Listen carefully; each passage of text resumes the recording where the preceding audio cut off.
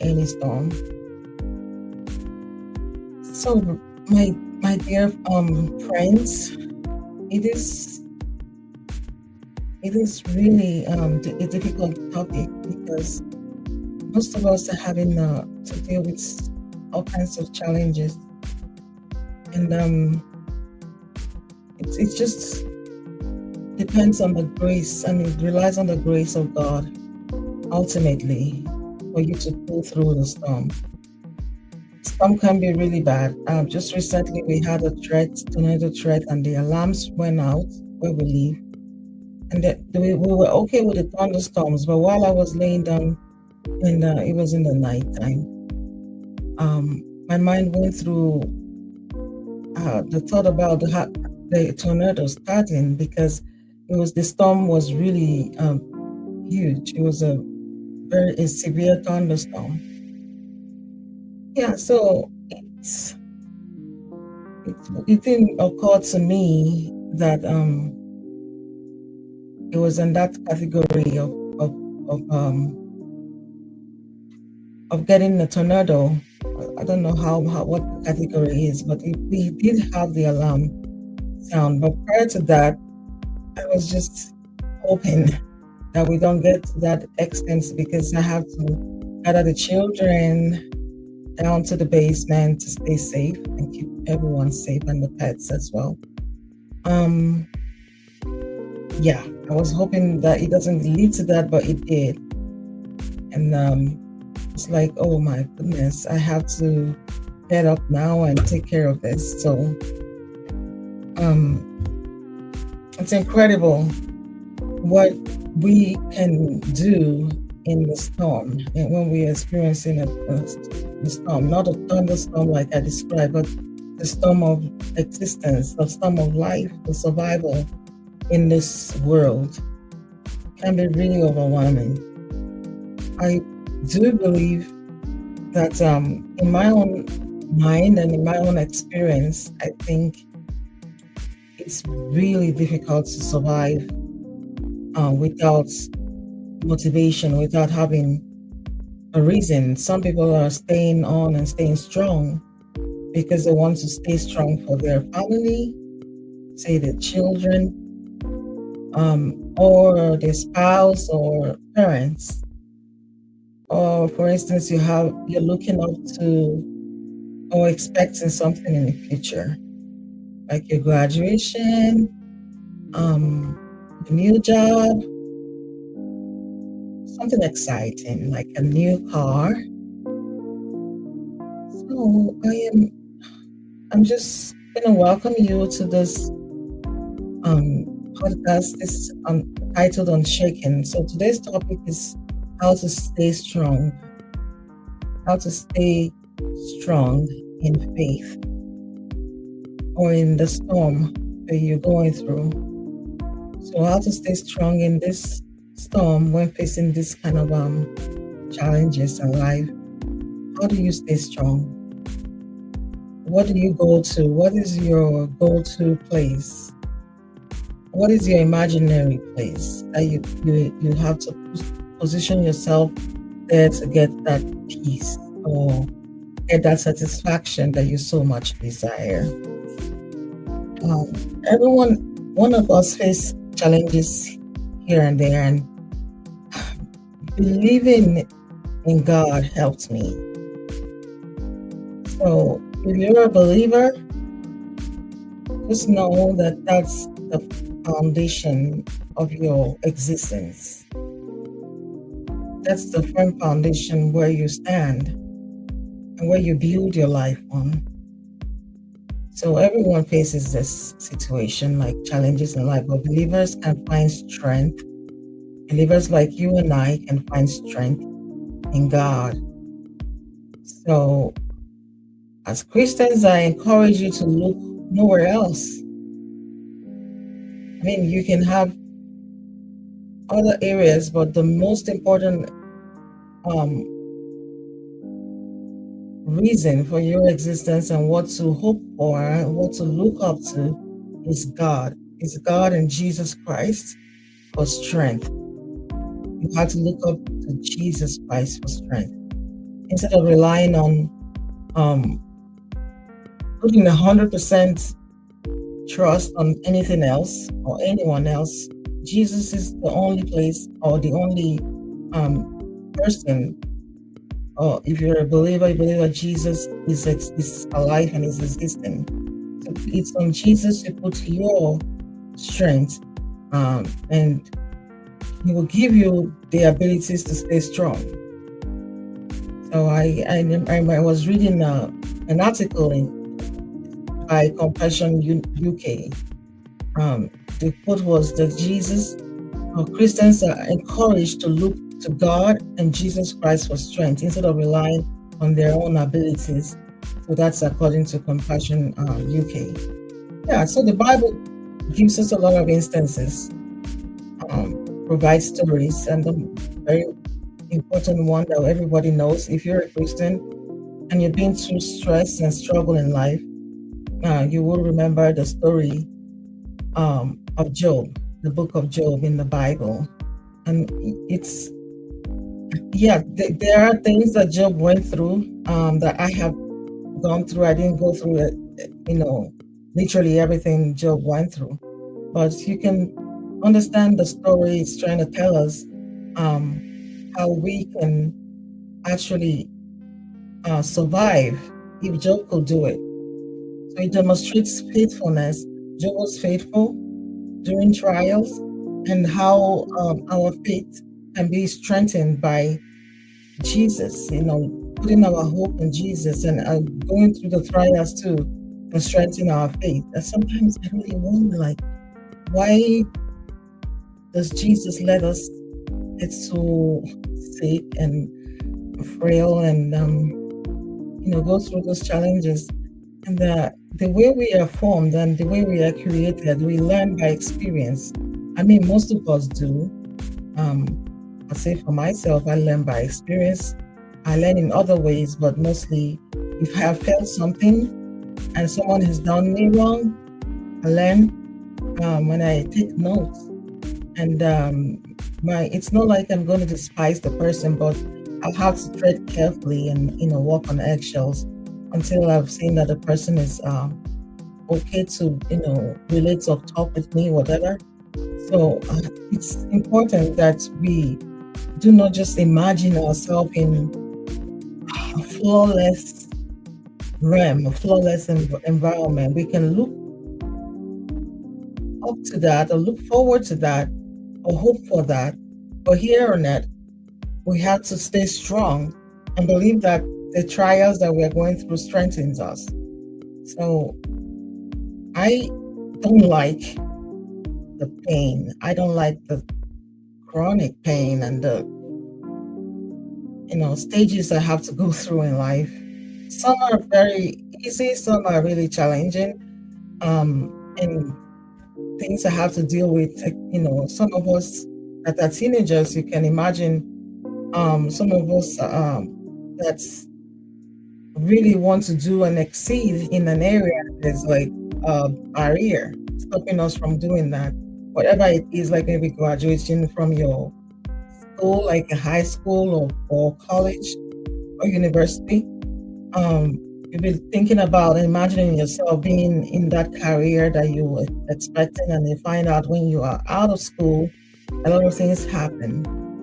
Things really bad could happen to people. I know someone that had to virtually like survive through high school, and he had gotten into an accident. Thank God it wasn't fatal, but it was near fatal, and he had to struggle to recover and defeat mental health issues. Gets back on his feet and started going back to school. Things like that can happen to people, and going through that, it sucks. I mean, nobody wants to wish themselves any kind of issues, but it comes anyway. So what am I trying to say? I'm trying to encourage you, and as well as myself and anyone listening, that the challenges that you face in life will be removed by God But there might be also some reasons why you have to go through that, because I believe most of us learn by experience. And I also want to, not just dwell on that, and also want to talk about how you and I can gain strength, or we can access strength during that time of weakness. So that's why I titled this podcast Unshaken, because um, you have to be in a position where you're shaking. The shaking comes. You have to be in a position where there is a storm, and it expects you to like give up. But you don't give up. You stay strong and you remain on your feet. Not literally, but in life, so to speak. So first, I want to share that it is really important. Like for me, what I do most times is that I just cast my cares on God. I never used to do that, okay? I never used to like cast my worries and concerns and things that I know I don't have the power to resolve. I never used to do that because I'm this go-getter, this curiosity person, always searching for answers and trying to do everything myself. And that's what led me to this field of engineering. But basically, there's some of us that are like that, and we just can't stop worrying. And especially moms. I'm a mom myself, so I would speak that most moms are always thinking about, oh my goodness, my son, I hope he's feeling well, or my baby, where is she? Even when you secure the environment, you tie your children to go to school and monitor their movements, you still have this sense of concern, worry, in one way or the other. So sharing those concerns and worries with God through prayer is super, super, super important. I mean, prayer is not like dedicating a place or dedicating your time, putting God on your schedule, or waiting, to get a good environment to like pray. You can actually be communicating with God while you're driving. You can communicate with Jesus anywhere. Anywhere you can communicate, even if you're not allowed to talk, you can also communicate in your mind to the Lord, and He's there. Okay, He is there, always there. That's something that we don't really know, we don't remember. We just feel we are alone. Most of us feel we are alone, but we are not alone. Okay, so secondly, it's also crucial to meditate on God's promises. The Bible, you may not have memorized the Bible, but you can actually think about those instances, like what God did to Job, and how he stood firm, how Job, was able to stay firm through everything, and God came to his rescue. There's so many other scriptures. If you pull up your Bible, and then you can search in the book of Isaiah 41 verse 10. I would have shared my screen, but I'm just gonna make this like a little conversation with you, and I don't want to go into in-depth, study, or as if I'm teaching. I'm just trying to connect with you out there, because I know, based on my experience, I actually know how most of you feel. So connecting with the scripture has helped me. I actually had to start listening, because it got to a point where reading was very challenging. It's not like I couldn't read, but I couldn't focus on the reading because I have had a lot of trauma and physical trauma that I had to recover from. So I had to learn how to speak again. I had to learn how to write with my finger, and also sometimes I'm typing and my hand, messes up the typing or the words I'm trying to make up. So it is crucial now, very crucial, that we will go into God's word, because most of us don't hear God, and then you say, oh, if He's here, how come He's not talking to me? Yeah, He is talking to you. He's talking to you through a lot of ways, and one of which is very important is through His word, because He gave you all that word to use through life, not just for times when you go to church. but through life, through existence, through your concerns, through your storm. Okay, so yeah, relying on the Lord through the scripture helped me a great deal. And I would say the third thing I did or you can do is connecting with other believers to support you. It's key. All right, some of us have social anxiety. I get that. I also had social anxiety, and I'm still going through it. But with the internet and the social platform now, a lot of us are able to communicate without actually being there with the person. And it may be still tough and challenging to go out there in person to communicate with other believers, but you some of you could agree with me that social media has actually made it more convenient or a lot easier to reach out. And you don't have to say much. You can just put up your emoji and people will know what you're trying to say. I mean, if they're actually paying attention. So connecting with believers works for me. And even though I didn't want to see them, but they came anyway and they showed up for me. So we are here for you as well. I have gone through it and I know exactly how you might feel. So I'm just trying to connect and tell you, hey, if you have any reason to connect to a believer and share what you're going through, I am an evangelist. I had to go and really see God, and God showed me where I need to go.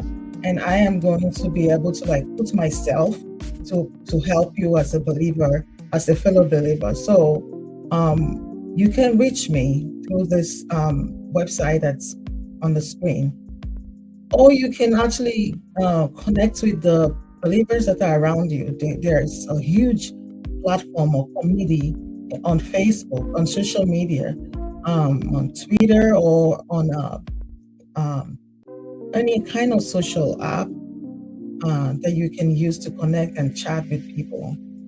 Or you can simply reach out to the minister in your church if you've been attending and for a reason you stopped attending. Some of these ministers and workers do reach out. So it is important that you communicate. If you cannot do it right now, it's okay, but you let yourself get to that stage where you can reach out to other believers. There is support in reaching out. When you reach out, they can support you. And also trusting in God, trusting that He has a plan. And sometimes it feels like there is no plan, or there's a plan, but His plan it's going to hurt you, and you turn on God or against God, and you feel like God is not who we say He is. He is out to get you. Yeah, there are certain times we feel that way, but we need to trust that God has the plan, and then you can surrender everything and acknowledge that He's there, acknowledge that He is above all, and acknowledge that He is King and ruler, in control of your life, in control of everyone's life, because there are a lot of signs showing to prove not even just what science has said, but what you can see, that there is a being that is supernatural, that is in charge of every existence. And I believe that that being was not created. He is an uncreated creator. So He is superior. He is superior to everyone's existence. So we need to understand that He is sovereign, that He is Lord of all. He knows where your end would be. He knew you from the beginning, and He would know where you're going. He's in charge of all that. And if you might be saying, okay, if He's in charge of all that, why do I have to get in an accident? Why do I have to get in some issues and lose my job, or I stay on the street, or all the terrible things that are happening to me? Okay, I'm just letting you know that I've been there, and I believe that my trust in the supernatural being that knows what He's doing now I just know that God knows. So I had to like let go of my control. Sometimes we just want to do things our way or no way, and we feel like, why do I have to believe in a supernatural being when I'm here making all these choices myself? I'm deciding for myself. I have to be Lord over myself. Fine, but there is other powers. And I want you to know, if you're a believer, you are believing in the Elohim of the Elohims. He is in charge of all other gods. So you are in a better place with him. Okay, you are in a better place, and trusting in him gives him control over your life. If you don't trust in the Lord with all your heart and believe in him, and also lean that he understands and gets to control things and control your way, your life, and the world, you have to surrender that belief. Otherwise, you are on your own. So I got to understand that I had to like let go and let God take charge of my life.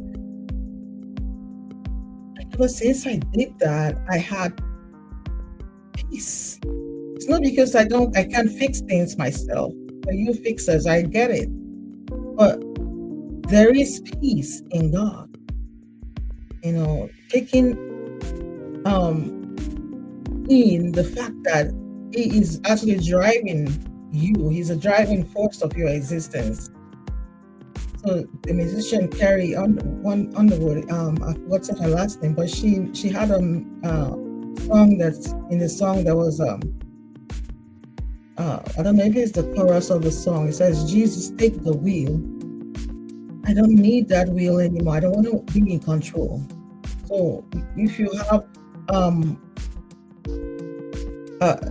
for instance, imagine you're in a boat, and then instead of the captain in charge, some other guy or some other person was like, I have to like take control of this ship.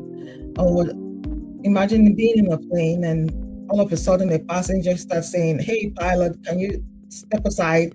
I have to take charge." And you were gonna be like, "Hey, I didn't sign up for this.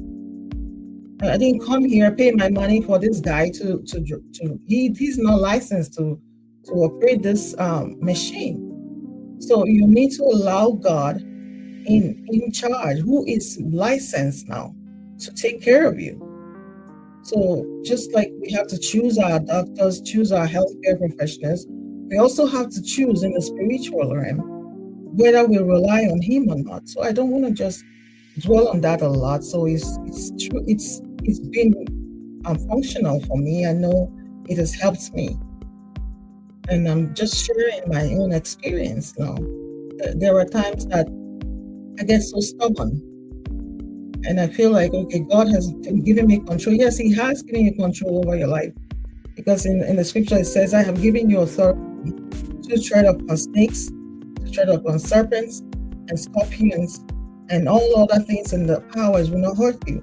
So there are instances where God is letting you control, but the ultimate decision and the ultimate power should be in him. So you have to flow and lean to his power, lean to his understanding. So I saw Joyce Meyer's message once, and she was saying that relying on personal strength can lead to frustration, while leaning on God brings peace. Yeah, it does lead to frustration. Sometimes you think you're in charge, and then boom, you just hit the wall, and you'll be like, "Oh God, why did you let me hit the wall?" But you actually let yourself hit that oppression, or go to the oppression, or go to the challenges. So it's deep. You really need to think deeper than what you're thinking about, to understand that the sovereignty of God needs to be acknowledged and needs to be accepted for him to be in charge.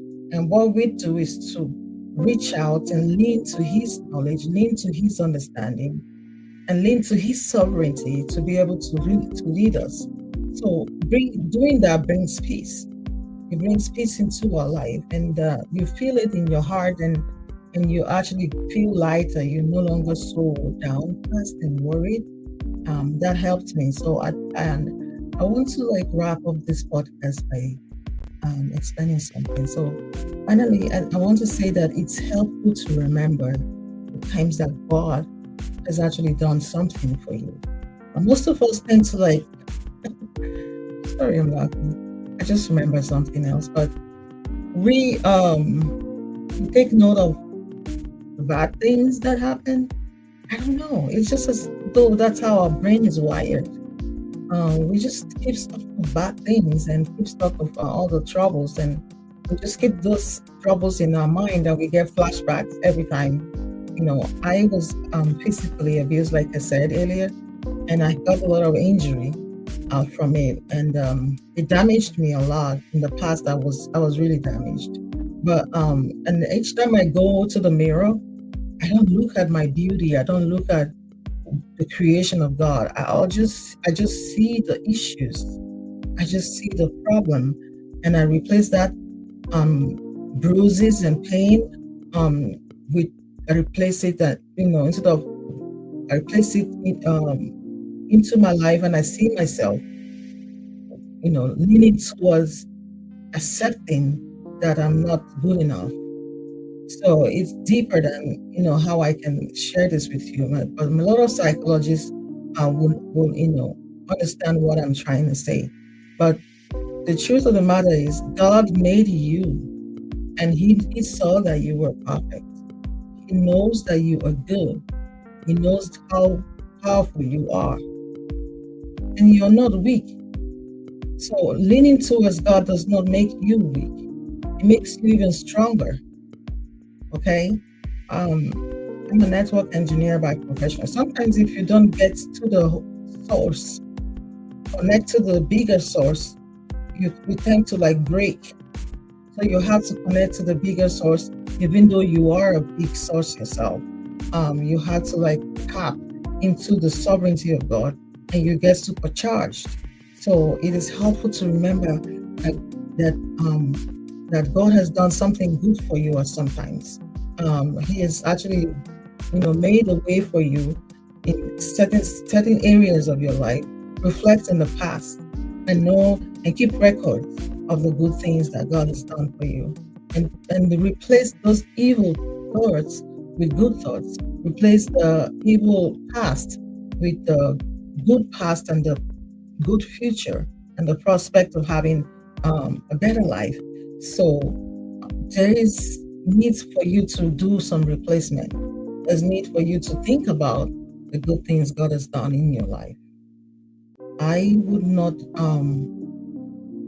remember all, but I know for a fact that God has really helped me. He stood up for me. He's shown Himself, and He's shown Himself strong in my life. And I have been able to replace those evil, demonic, and I would say very painful past with the good things God has done for me. And I don't want to just like quickly forget what God has done and just say, oh, He's done nothing. He's done nothing. It's just sounding like a lot of teenagers are like that because of their hormones and things, growth sprouts and stuff like that. It's affecting them. So sometimes they just feel like they are in charge, and they feel like nothing good has happened whenever something bad, or you're having a conversation with them. I have had experiences. That's why it sounds that way. My own son, he's a very nice kid, very, very cute. But each time I say, hey, you cannot go to visit your friend, you've been doing that a lot. He will remember, and he will just recall one of the instances where I told him to not go. And he now forgets that he's been going for a whole month, every weekend. And now sometimes I have to check on the calendar. I was like, hey, I challenge you here. Look at this date you were there, and the other date, and the other date, and the other date. You had fun. So this time you have to stay back and do one or two of other things that actually help you or spend time with family. So it's it's just like God is watching and he's like, geez, I've done something for you. I've done this and that and that and that and that. And all you can say is like, you've done nothing for me. So I saw that. I just had to reflect on that with my own life. So it's really good to have a grateful heart, a grateful spirit, to remember that God has been there and God has done a lot of things. Just look around you, for instance. Maybe you have your spouse there with you and you have lovely children, or you have a great job and a car. And I'm like, you might be saying, oh, I did all this for myself, but God ultimately provides everything for us to survive here.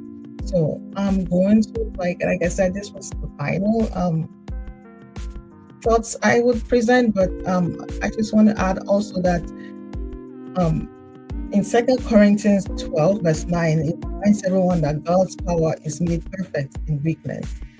I always like to remember this. And sometimes when I lay down to sleep and I feel like I'm going to have to struggle to get to sleep, or I'll have all those thoughts come back into my mind, or I have flashbacks and panic attacks and anxiety attacks. I just remember that I'm not strong, but God is perfect in my weakness, meaning that His strength replaces my weakness. And like I said earlier, leaning to tap to His currents, to His charge, to His electricity, to tap to His energy and regain my strength.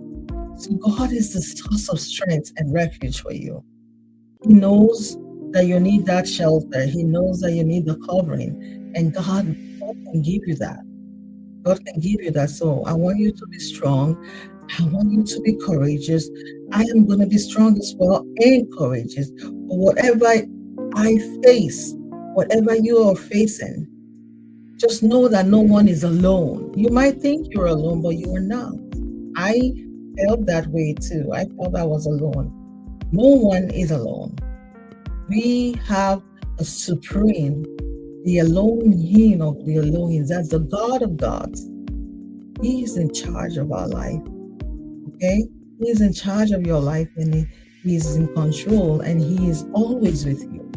He is always. Because Jesus said, I stand at the door and I knock. It's going to keep standing. It's going to keep knocking if you've not received Him.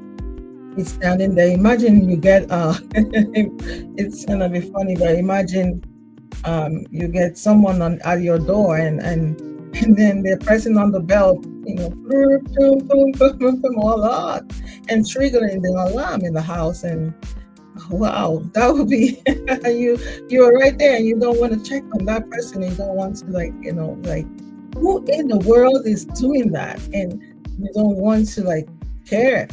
That's how it sounds. Of course you will want to check the door and say, hey, why? What do you want? I mean, why are you bothering me? Or how can I help you? So that's life in explaining what I feel Jesus is doing. He's reaching you through every way, and reaching you through me, and reaching you through things that you see and you just neglect it, or someone talking to you and you're like, I'm not ready for that. But He's there. He's at the door of your heart. Not literally the door like I explained. Yeah, that's funny, but He is actually there at the door of your heart, and He wants to connect with you. You go ahead and I think about this way. There are a lot of influencers out there, and we want to be fans to the influencers. We want to check on them, and sometimes we send them messages, or we send them we try to connect. Sometimes on Facebook, you find someone and you want to connect, and Facebook is going to tell you, hey, I don't believe you know this person, boom, and knocks you down, knocks your connection down. So Jesus is not like that. He is I would say He is the influencer of the influencers. So He is in charge, and He doesn't select, He doesn't segregate, He doesn't choose who will come to Him. I said that I've talked about that in one of my videos, where I mentioned that Jesus does not segregate. He was always everywhere with everyone, even those that they didn't expect him to hang out with. So I just want to thank you for listening and encourage you to always stay strong, to live, to survive, to be unshaken, to stand strong. You can do it. We all can do it. I did it, and you can do it. So I believe that God is going to help us to be resilient in faith, to trust in Him, and He is available also. He's always available to our need. So be blessed and stay strong in the Lord. I am super, super, super happy. But before I leave, I just feel like I have to encourage you a little bit to say a prayer if you are ready. Like I made a mention of the visitor that's at the door and nagging at your door for you to come in and just trying to catch your attention. Yes, Jesus is here right now. This is the opportunity, and if you're willing, you can say this prayer with me. Because if you want to open your heart to the Lord and let Him in, you have to verbally say it, you have to say it out, and you have to accept Him. So I would encourage you to say the prayer. And this is a prayer that you have to mean in your heart when you say it. Because whatever you decide in your heart actually reflects around you. So repeat after me. Dear Jesus, I know you are standing there at the door of my heart, and you are knocking, and you want to know if you can come in. I have searched my life. I have watched my life. I have seen how I've been on control. But now I believe that you are the Son of God that came down on earth to die for my sin and pay the price for my salvation. I want to ask that you come into my life, take charge of my life, and be the captain and control of my life. I surrender to you, and I lean to your power. I lean to your knowledge. I lean to your understanding, and I ask that you control my life from this day going forward. Thank you for answers to this prayer, and I will continue to encourage you to not just say this prayer alone, but to find a faith and Bible believing church. There's so many online.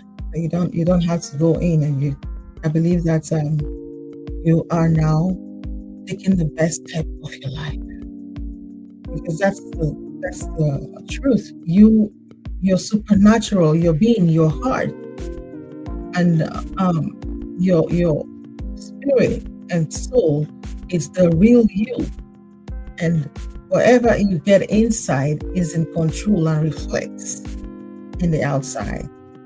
So congratulations, and I'm so excited for you taking this bold step. For those of you that have done that, and for those that are already believers, stay strong in the Lord. Stay strong and be blessed.